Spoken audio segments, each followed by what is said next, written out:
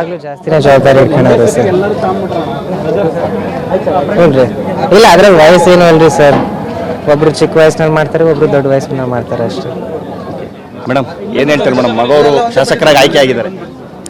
ದೊಡ್ಡ ಜವಾಬ್ದಾರಿ ಹೇಳ್ದಂಗೆ ಜನರ ಪ್ರತಿನಿಧಿಯಾಗಿ ಕೆಲಸ ಮಾಡೋದು ಸುಲಭದ ಕೆಲಸ ಅಲ್ಲ.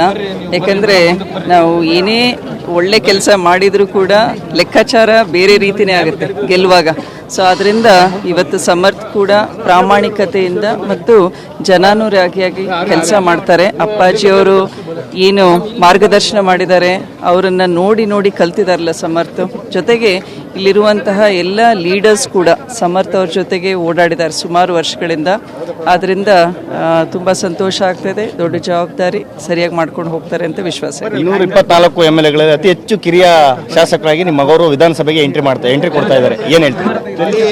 ಅಲ್ಲ, ಅತ್ಯಂತ ಕಿರಿಯ ಶಾಸಕರು ಆಗಿದ್ದಾರೆ. ಆದ್ರಿಂದ ಯುವಕರ ಸಮಸ್ಯೆಗೆ ಸ್ಪಂದಿಸ್ತಾರೆ, ಜೊತೆಗೆ ಹಿರಿಯರ ಮಾರ್ಗದರ್ಶನದಲ್ಲಿ ಕೆಲಸ ಮಾಡ್ತಾರೆ ಅಂತ ನನ್ನ ಅನಿಸಿಕೆ. ಕ್ಷೇತ್ರದ ಜನರಿಗೆ ಏನು ಹೇಳಕ್ ಬಯಸ್ತಾರೆ? ಕ್ಷೇತ್ರದ ಜನತೆಗೆ ಮೊದಲನೇದಾಗಿ ಧನ್ಯವಾದಗಳು.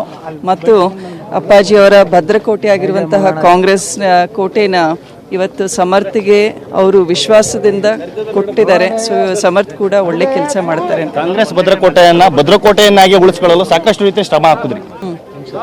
ಅಲ್ಲ, ಎಲ್ಲ ರೀತಿ ಪ್ರಯತ್ನ ಆಗುತ್ತೆ. ಯಾಕಂದ್ರೆ ಬೈ ಎಲೆಕ್ಷನ್ಸ್, ಹಾಗಾಗಿ ಗೆಲ್ಲಬೇಕು ಅಂತ ಎಲ್ಲರೂ ಜಿದ್ದಿನಿಂದ ಕೆಲಸ ಮಾಡ್ತಾ ಇರ್ತಾರೆ.